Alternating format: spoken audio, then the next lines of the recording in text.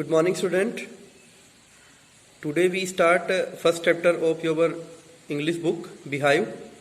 Chapter name is the fun they had, and the writer of this chapter is Isaac Asimov.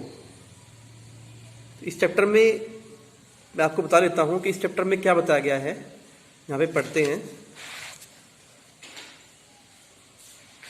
The story we shall read is set in the future, when books and schools as we now know them will perhaps not exist. How will children study then? The diagram below may give you some ideas.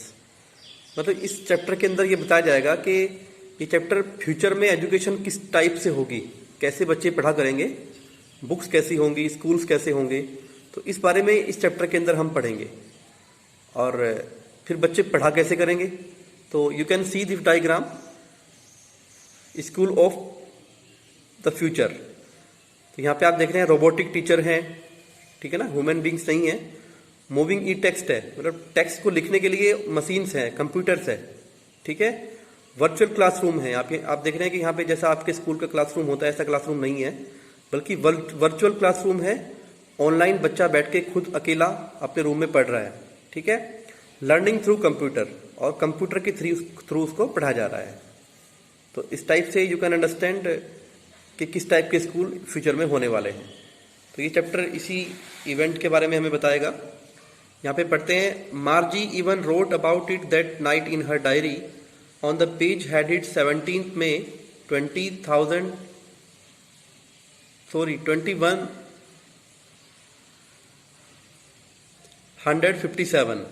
She wrote, "Today Tommy found a real book."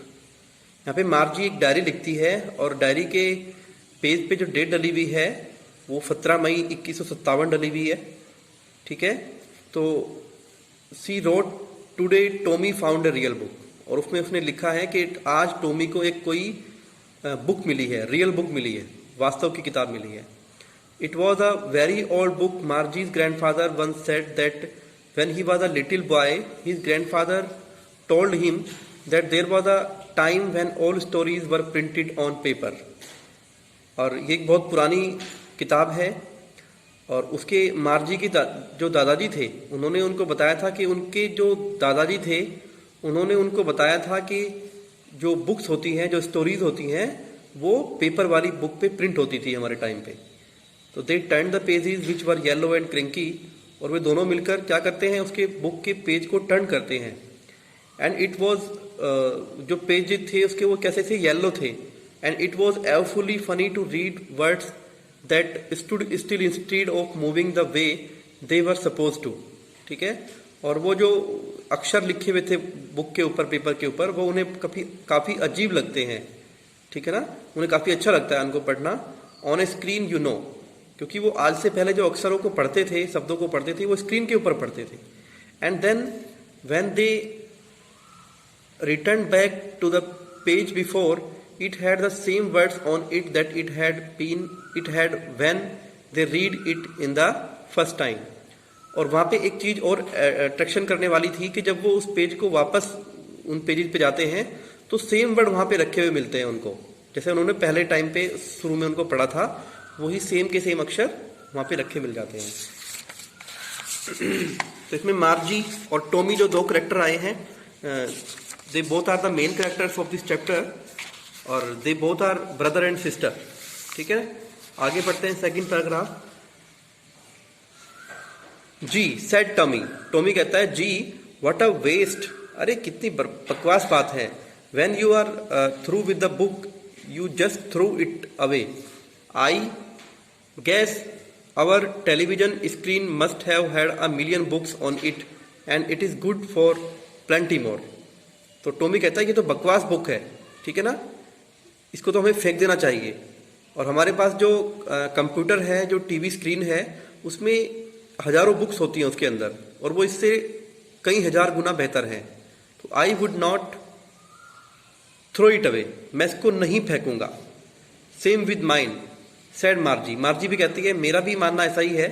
C was 11 and had not seen as many telebooks as Tommy had.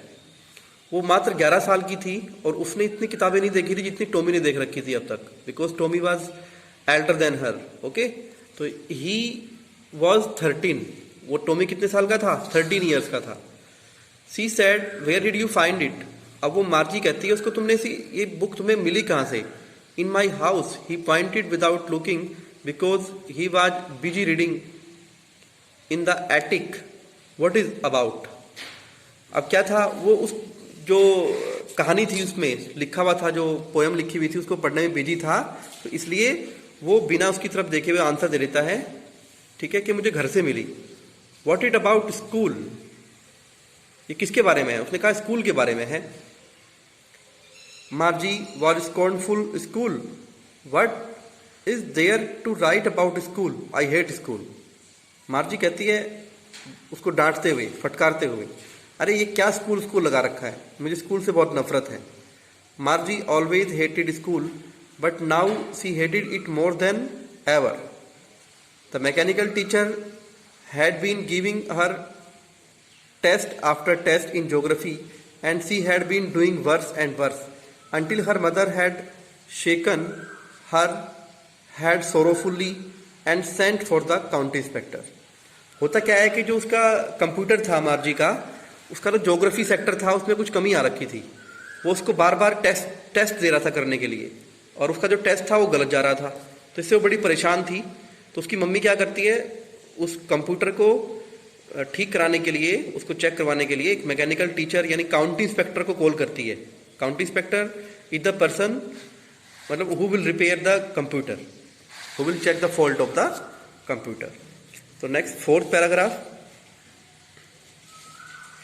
He was a round little man with a red face and a whole box of tools with dials and wires.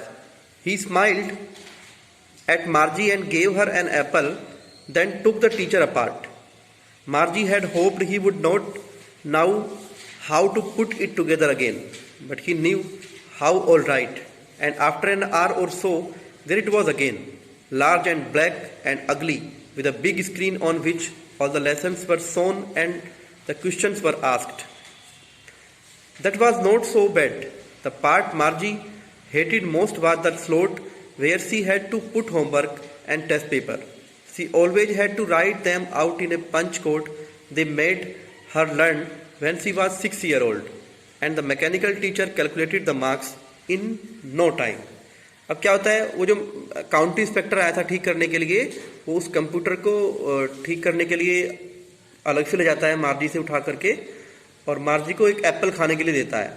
अब मार्जी क्या है, मार्जी खुश हो जाती है कि अब तो ये कंप्यूटर लेके चला गया, अभी 2-3 दिन तक पढ़ने पे छुट्टी मिल जाएगी। लेकिन ऐसा होता नहीं है, वो जल्दी ही 1 घंटे के अंदर उसको ठीक करके ले आता है। मार्जी के साथ प्रॉब्लम क्या हो रही थी कि मार्जी को सबसे ज़्यादा बुरा पार्ट जो उस पर लगता था कंप्यूटर के अंदर, वो लगता था कि उसको जो होमवर्क करना पड़ता था या टेस्ट देने पड़ते थे, तो वो वाला पार्ट से बड़ी नफरत थी, ठीक है ना। और उसमें क्या करती थी वो किसी एक लैंग्वेज थी, स्पेशल लैंग्वेज, जब से वो 6 साल की थी तो उसको टेस्ट देना पड़ता था।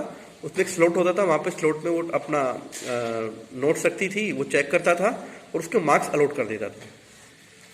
Next paragraph. The inspector had smiled after he was finished and patted Margie's head. He said to her mother, it is not the little girl's fault, Mrs. Jones. I think the geography sector was jeered a little too quick, though things happen sometimes. I have slowed it up to an average 10-year level.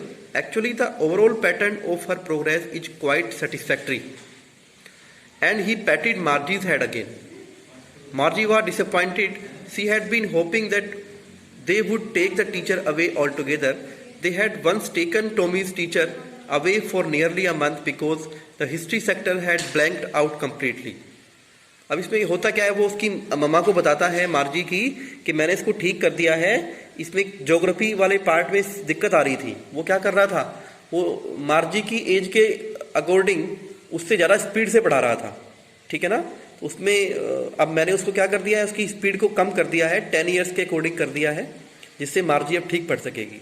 लेकिन मार्जी बेचारी निराश होती है कि उसने बहुत जल्दी ठीक कर दिया, क्योंकि एक बार टॉमी का कंप्यूटर खराब हो गया था, उसका हिस्ट्री पार्ट खराब हो गया था, तो 1 महीने बाद ठीक हो गया आया था।